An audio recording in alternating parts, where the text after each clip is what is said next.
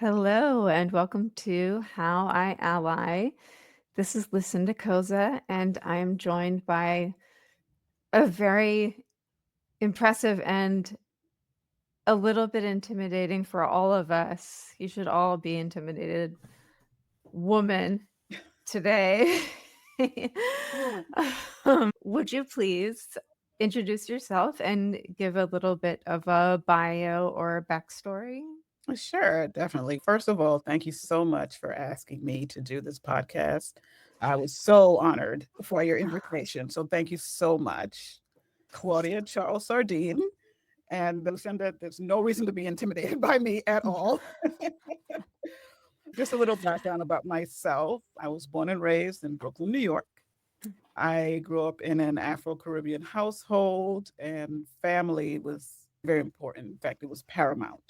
I have been for the last 17 years a principal appellate court attorney for the New York State Unified Court System. And I have been married for almost 17 years now to an amazing man, Kevin. And we have two absolutely amazingly beautiful, smart, funny, rambunctious, loving children. Justin, who is 11 today, as a matter of fact. Yes, No way! 11th birthday. Uh, Happy birthday to Justin. so much. And he's my firstborn, and he is just the light of my life. And he also happens to be on the autism spectrum. And then I have my little Nico, who is 2, going on 30, who keeps us constantly laughing. And he's just such a joy and such a great addition to our family. And that's me. Those are the most important things about me, I would say. Okay, okay. Did you say that so are your parents from Grenada? Correct. Correct. Oh my Born and raised. gosh. Yes. I have been there. Oh, have you? Amazing. Yes. I'm actually going on Monday. Are you serious? Yeah, we have a lot of family and just things down there that we have to take care of. So I'm actually Oh, jumping on a plane on Monday to Grenada. wow.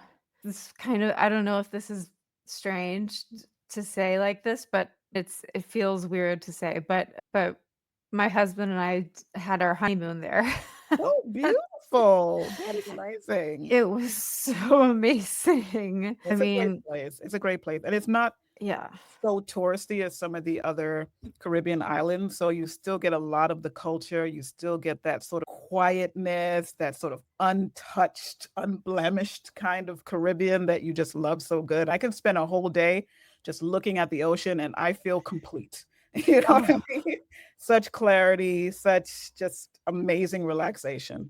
yes. That's what one of the reasons I totally convinced him to go there. I was like, this is where we have to go. It's not going to be like all of that, like crazy drinking and Mhm. ridiculousness in the underwater sculptures. Oh, yes. Oh, you went there. That's amazing. Yes, Mhm. we went not scuba diving, but snorkeling Got you. right above them in school, like learned about them my whole life. And I just Right. never thought that I'm gonna get emotional. Mm. I never thought I would see them. It sounds like now is the time for another trip. Come on back. It's still beautiful and still wonderful and amazing like you remember it. Oh my gosh. Oh, wow. Wow, yeah. How nice to have family there. Oh, yes. We have a large family. Wow. So has Justin been there? Not yet, but we're Okay. hoping maybe. Unfortunately, he won't be coming on this trip because this trip is a little bit more like getting some things together. It's going to be less vacation, a little more work. But we Yeah. definitely are planning for next year, taking like an actual vacation and bringing the kids. Wow. Yeah. Wow. So I'm very impressed by your career, Oh, thank you. and that's why I said intimidating is uh, it must can't imagine what it must take. I can imagine what it must take. As a woman Yeah. in New York, Yeah. in the court system. Yeah. Yeah. It's a great job, I have to say, with every changing of the guard, so to speak. All of the supervisors and colleagues that I've worked with have been really great people who really care about the laws, who really are conscientious, smart, hardworking people. And that always inspires you, but it really just makes you want to do that work because you see just how everyone really wants to get it. And as I said, I've been there for almost 17 years now, and a little bit about what it is that we do. So I work specifically for the appellate division, second department. So basically, everything that comes up on appeal, both civil and criminal, throughout a host of counties. The second department is the biggest department there is. So we've got like Brooklyn, we've got Queens, we've got Westchester, Orange, Rockland, Nassau, Suffolk. The list goes on. So it's a very busy court. We have a lot of cases.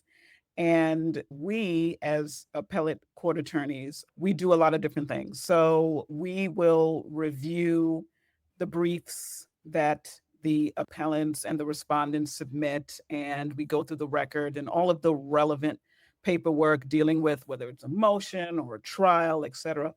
And our job is to help the bench to really lay out what's going on, lay out the law, so that the bench, that's the judges, can Mm. make an informed decision. And so it's really important work, and it's really gratifying work. Because, like I said, at the end of the day, we're trying to make sure that there is justice for people and that the law is applied as it should be and as it was meant to be, and without bias, obviously. And I feel honored to be a part of that system and to be a part of that process. Wow, that's incredible. Thank you. Thank you. I appreciate that.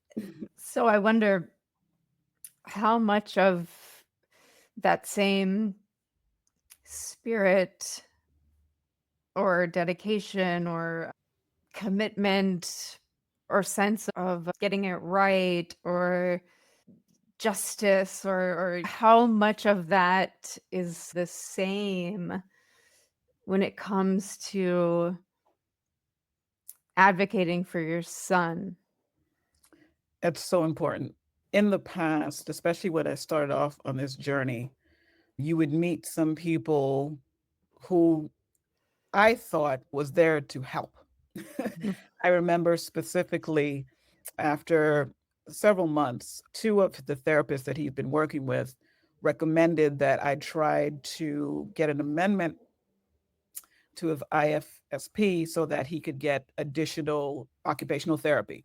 They thought that he really needed it. And Justin's a very hard worker. So, he was making progress, but they're like, if he can get like another session a week, I think that'll be so helpful. And so I went through the process of trying to get this amendment. And I remember that the young woman who I was supposed to basically have this conversation with and who would approve or deny it, she had called earlier and she asked if I could move my appointment to an earlier time. And unfortunately I couldn't at that time. So when I finally did get on with her, there was like this hostility from the minute I said hello. And before I could even state my case, she said, listen, I'm going to tell you right now, I'm going to deny this because he's making progress and I don't see the need for this. And immediately my blood started to boil. And honestly, it wasn't even so much the lawyer in me. Obviously, it was the mama bear in me. But I called on the lawyering skills, definitely, to keep my composure, to keep it professional. And I just went through point by point why this amendment was necessary. And here was this woman who had never even seen my son. And she'd had reports from people who are working with him every day saying he needed this. And she denied it for some unknown reason. So she did deny it. And what I ended up saying to her at the end very calmly was, no problem. You can send me the paperwork for me to take the appeal. And immediately, like, she just kind of stopped. You could just tell there was like a shock. And it just made me think to myself, there are a lot of people who easily get bowled over by Yes. this kind of hostility and this kind of, I'm the professional and I know and I'm the arbiter of what's going to happen. And I think they get taken advantage of. And so I think when I said very calmly, I'm going to take an appeal, she was shocked by that. That's probably Mhm. something that doesn't hear very often. And I took the appeal and I won that appeal. And he got the extra service that he needed. But Yeah. it just made me also feel very sad as much as vindicated, because I know that there are a lot of people out there who they don't have the strong advocacy skills, or maybe English isn't their first language, or Yes. maybe they aren't permanent here in this country, or for any host of reasons, they just don't understand the system or can't work it and don't really have someone to really be there to help to advocate for them, and their kids lose out. And it's very sad and it's very frustrating. Oh, So for me, I feel like whenever and if ever I can help any parent to navigate the system, to find programs, to advocate, I look at like pretty much all special needs children as my children now. Whatever I can do to help, I'm going to help, because a lot of people have helped me. There's many things that I found out because someone cared enough to share the information. And so I really feel as a community, if you know something, I always believe in each one, teach one. If you can yes. advocate for someone else, because down the line, you may need someone to advocate for you and your child. So that's just how I live my life and how I feel that it makes sense of everything that's happening. There's a reason why I was given this particular wonderful child. And I think on a broader scale, if I hadn't had Justin, not that it wouldn't be sad to hear these stories, but it wouldn't affect me the same way. And because it does, that's why I try so hard, not just for him, but for anyone that I feel needs it. Oh my gosh. That's so oh, because even okay, woof, I'm trying to leave the personal out. But I have twins and they're 2 years old Yes. and I saw online, they are adorable. oh, thank my girl, my daughter was diagnosed with autism in January. Okay. And it's so interesting how like English is my first language, Right. but it would I wonder if it would occur to me to appeal right away. Yeah. And that's the thing. It probably wouldn't have occurred to a lot of people, you know, Yeah. but we have rights and we have to be prepared and knowledgeable about using those rights. And it's hard, it's difficult. When Justin was first diagnosed, and he was diagnosed around 2 as well, just learning like the terminologies and all the acronyms. I'm like, Yes. they should have a whole encyclopedia and dictionary for autism parents, just learning all of these different things.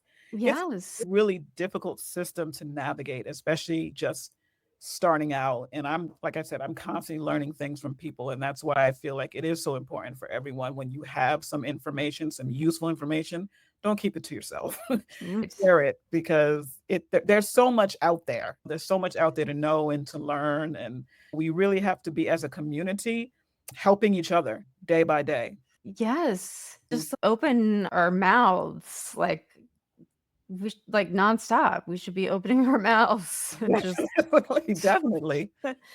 just letting it out and Yes. asking questions and just Or even just venting.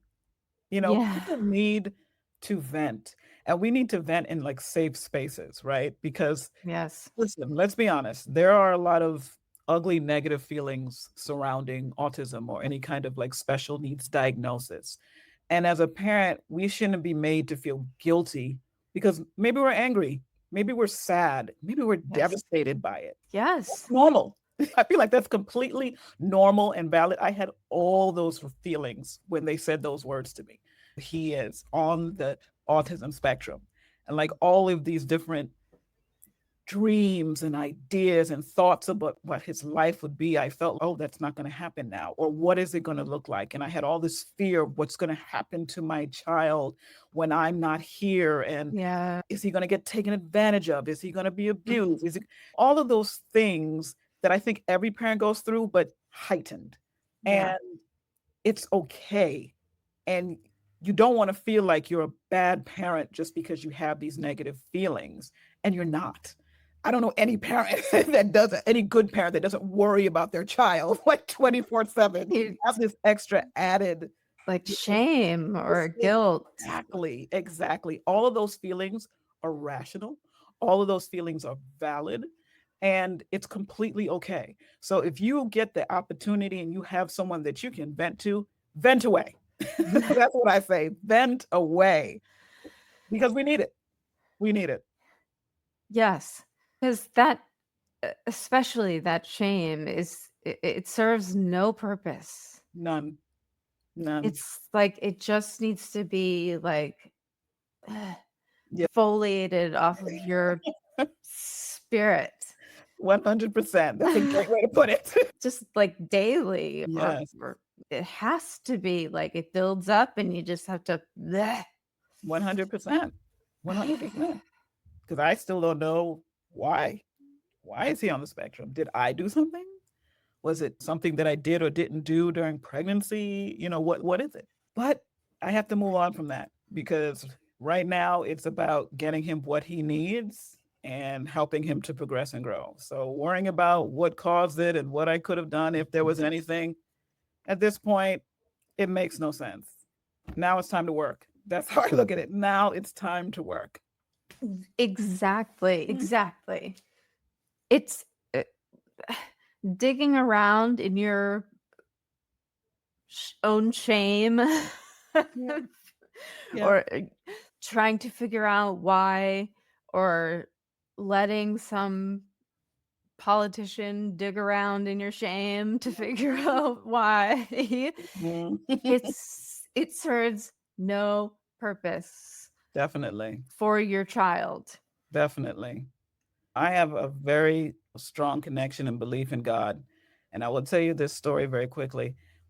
When Justin got diagnosed, I'd say for about 2 weeks, I was depressed. And I'm usually very like up and happy, and I love telling jokes and just living life. Yeah. And my parents, they were so worried about me because obviously there was something very different. And I remember my dad was saying to me, like, I think you need to join a support group, and trying to be very helpful, as men always try to do. I just told him, I said, Dad, you gotta let me be weak right now. I need to be weak right now, because I was always the one that was very strong in the family. And when people needed something done, call Claudia. But I needed to be weak at that point. And I remember going up to my room, and I took Justin with me, and he was sleeping next to me on the bed, and I was just lying there staring at the ceiling, feeling very sad, crying. And all of a sudden, the side of my chest started going in and out, like really dramatically. And I'm like, oh, great. Now what? Am I having a heart attack after all of this? And I remember just sitting there and feeling it and literally seeing it. And something just came over me. And I said, I see you, God. I feel you, God. And I knew then that God was saying to me, do you see how I make your body move? Do you see how I am inside of you? This is something that we are going to get through together. I have not pushed you into something, I am pushing you through something. Look at your son. And I looked at him, and immediately I thought, somewhere there are parents sitting in a hospital room looking at their child sick with cancer, and they can do nothing. And here I have a healthy, happy child next to me, and I'm crying like I'm about to lose my child. And that was the last tear of fear, shame, anger, hurt that I ever cried over Justin. Every tear that I cry over Justin since then has been pride and happiness and crying from laughing because he's told a funny joke or done something silly. That was the end of it. And I don't know, what listeners out here, how they feel religion. I'm not trying to advocate any particular religion or anything of that nature. But if you believe in a higher power, I can tell you undoubtedly there is one. And he has not pushed you into anything, he is pushing you through it. And he's going to be there for you and with you. Be happy about the fact that we have beautiful, smart, funny, healthy children. And that's what we have to focus on. That's what keeps me going. I know that. And yes, it's hard. I'm not trying to sugarcoat it. I'm not trying to say life is amazing and you won't have any problems. But if you really focus on the blessings, I know for me, that's what propels me. And that's what gets me out of bed every day. And that's what says, okay, let's get going. Because I have so many blessings in my life. I can't even count them. And I think if people really stop and think about it, the same is true for most of us. Yes. Yes. Like how dare I be sad about my completely healthy Right. child who's walking and talking a little bit. Yeah. No, And yeah, I get it. And like I said, I'm not trying to say that having negative feelings happen. And I understand it because I had the same thing. But I guess my thing is just to say, listen, as much as it can be difficult and as much as there's things that we would love to change, there are so many blessings that we sometimes overlook. So just try not to overlook the blessings in a situation that is not the best situation, that is not the most fun situation, that is not the situation that you imagined you would be in. Just try and find those blessings. And I think that will at least help and hopefully fortify you to do the things that you need to do to help your child. yes, gosh, yes. Yes. And many of the challenges, because they're challenges is what they are. Right. They're challenges that he has to work through and doesn't know how, Right. doesn't have the tools yet. Right. And I don't I they're challenges for me, Of course. and I don't have the tools yet, and I have to find the tools. So that's really what it comes down to. Yeah. And the operative words there was yet. Right. Yes. Okay, you're going to get those tools. She's going to get those tools. There will be progress.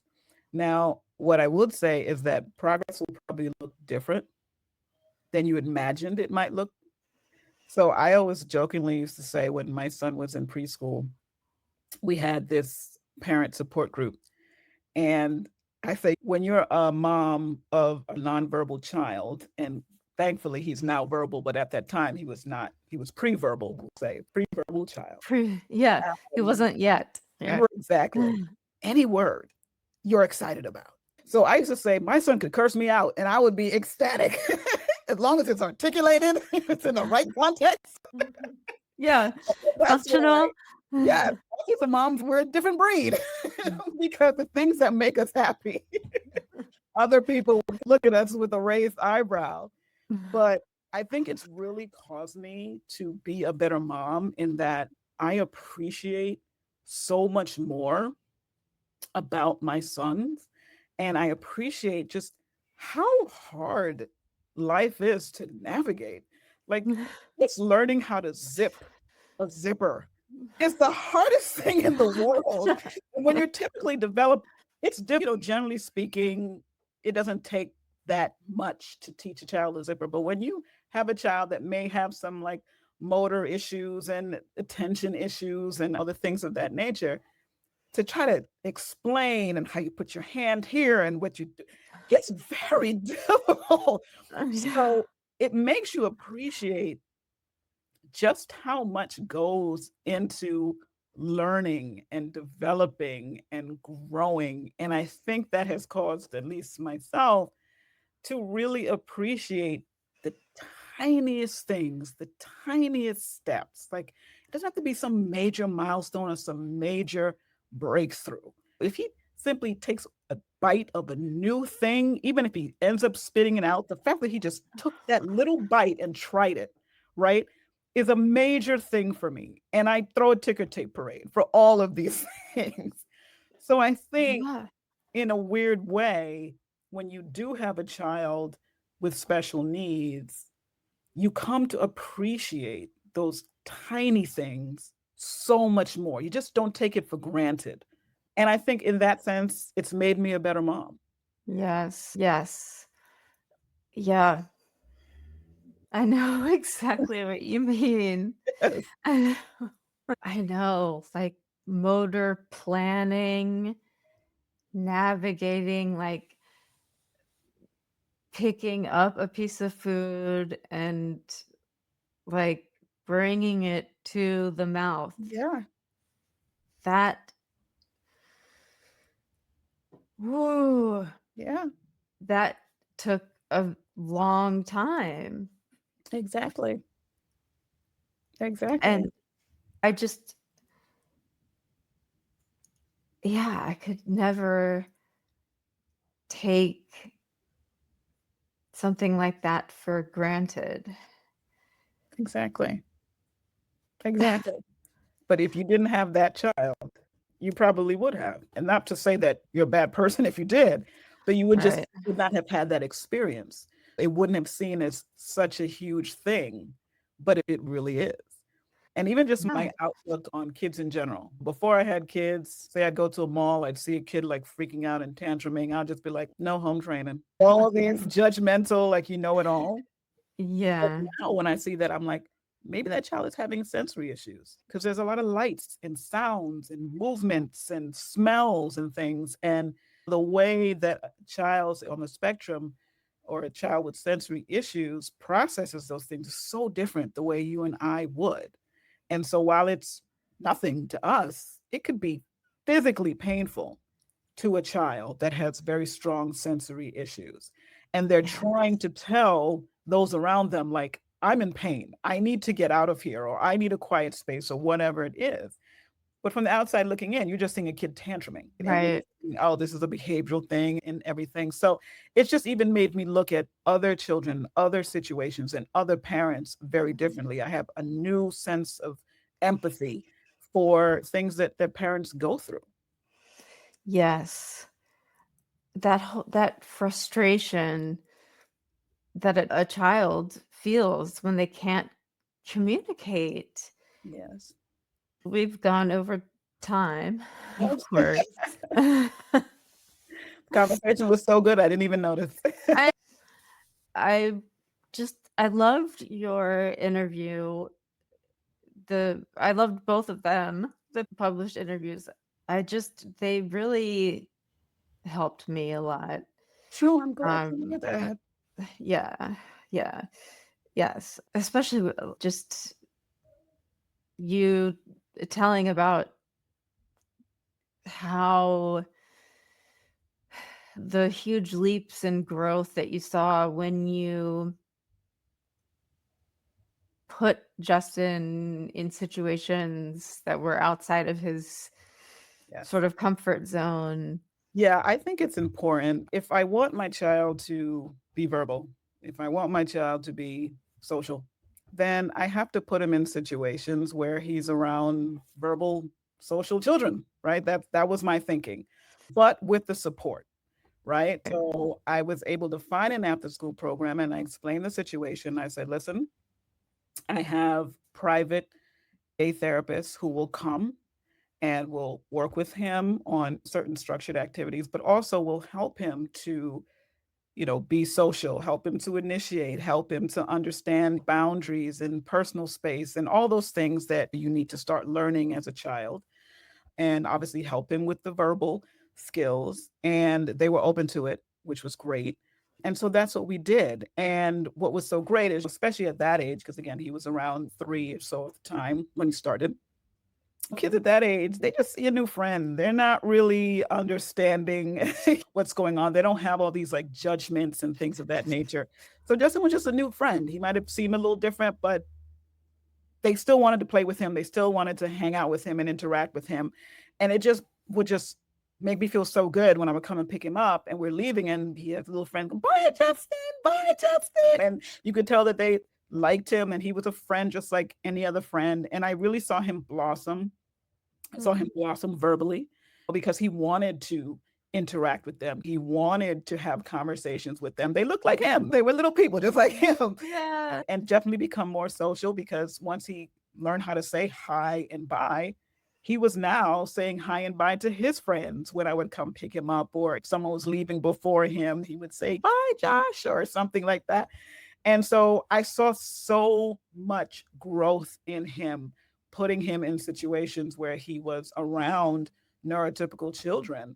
And it's so interesting because when he was evaluated by a psychologist for purposes of like school and updating the IEP, she told me herself, she was like, that was a really good thing that you did, because she said so much of his learning actually came from just being in that after school program and being around neurotypical children and having that support to help him to navigate that particular environment. And I credit that a lot. And I'm just, again, God led me there. and it really ended up being a really good decision for me. That's so important to share, because that had an effect, and it inspired me to, because my daughter's been getting services at home, and it actually inspired me to I'm gonna get all emotional. It really made me realize, she needs to be around other children. Definitely. Definitely. I do believe that it really helps. And I think give it a try.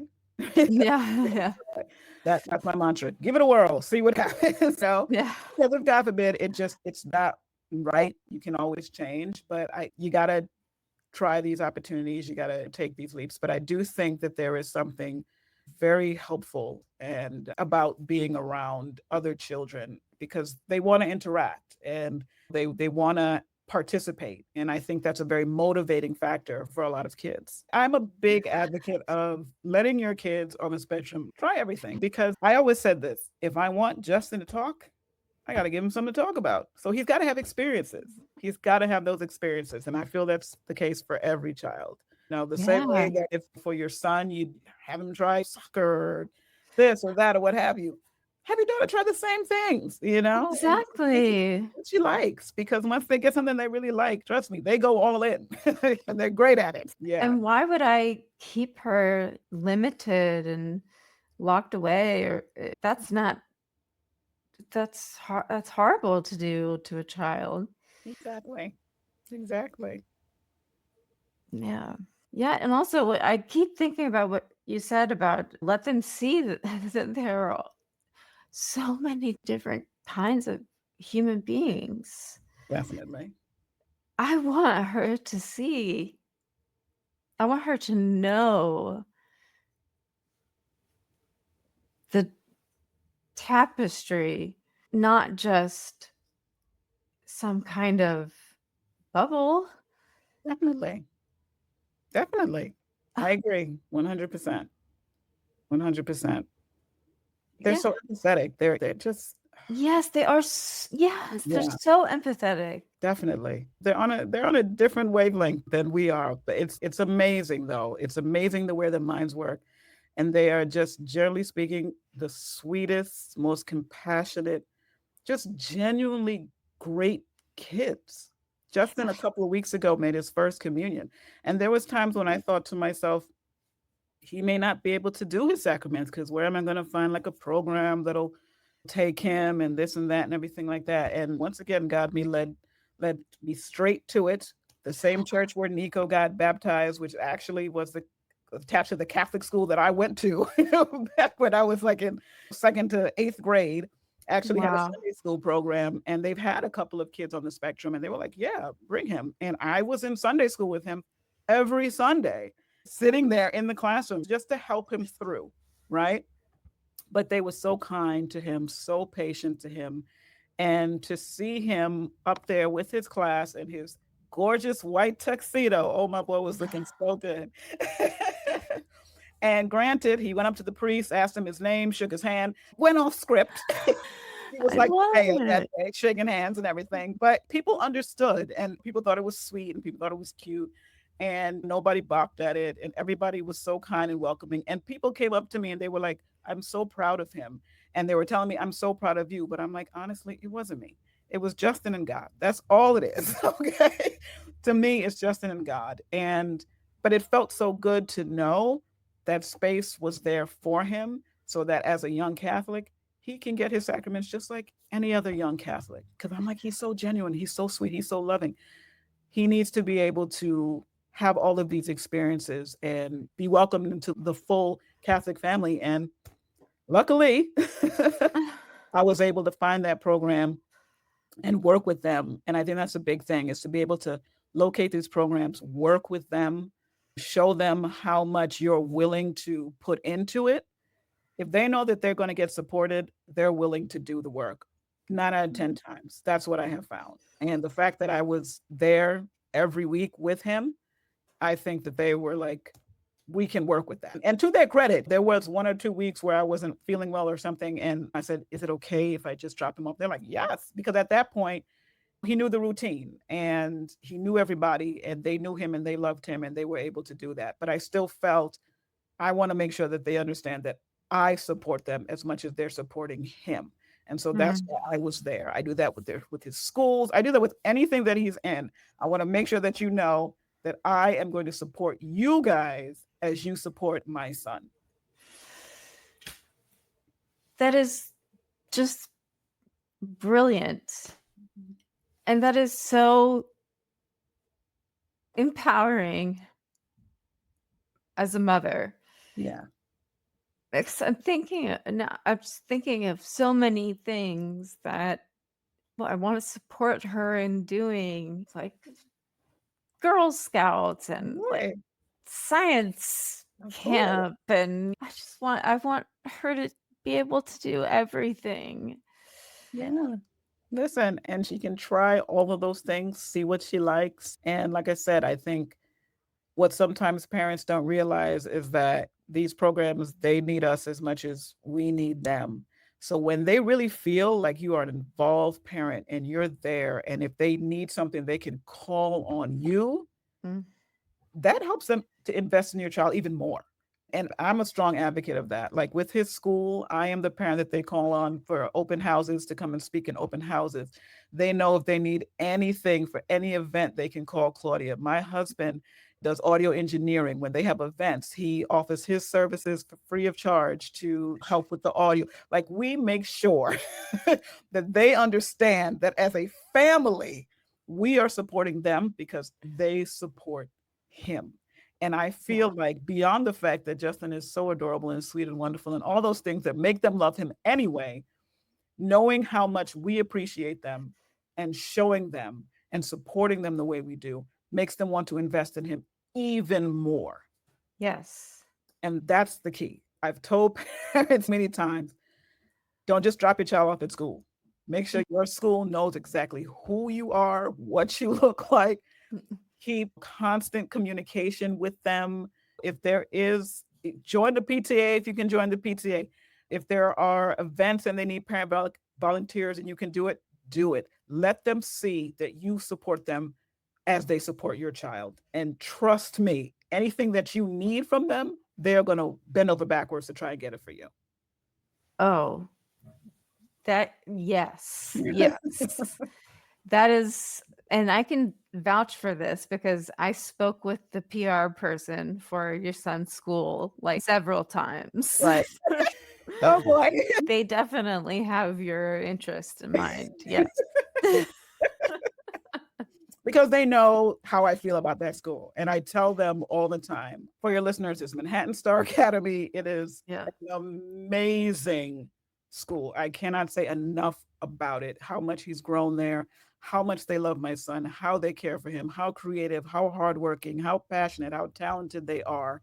It's an amazing place. And I'm so thankful that he's there. Hmm. I was looking at the website and I was like, if we live in New Jersey, I was thinking if we lived in Manhattan, I I think this is where we would want to be. tell you, I live in Brooklyn and it's a good almost 2 hour drive for him every day. Bless his heart. Yeah. But he Wow. travels well, which is a good thing. Oh, that's But it good. was just that good that I'm like, yeah, we gotta do it. Yeah. We gotta do it. Yeah. And I don't regret it. Worth it. Yeah, Yeah. worth it. Definitely. Mhm. Well, see those when you find those people that really care. Yeah, priceless. Yes, priceless. Oh, it has been so incredible talking with you. You as well. Thank you so much again. I was so honored and appreciated to get your invitation. Thank you so much. I'm just so inspired by you and everything. How you've advocated for your son and also how you don't judge yourself for not being perfect because nobody's perfect. No one is correct. Correct. Yeah. Yeah. And listen, if you or any of your listeners would like to reach out to me, feel free. My email is Claudia, Claudia, J, Charles, Charles, at gmail.com. I'd be happy to speak with anyone, anything that I can do. Even if I don't know, I might know someone who knows someone. You know? But again, each one teach one, and we'll get through it Mm, together. yes. Yep. That's the only way. That's the only way. Definitely. Definitely. All Thank you so right. much for having me. This was wonderful. Thank you so much.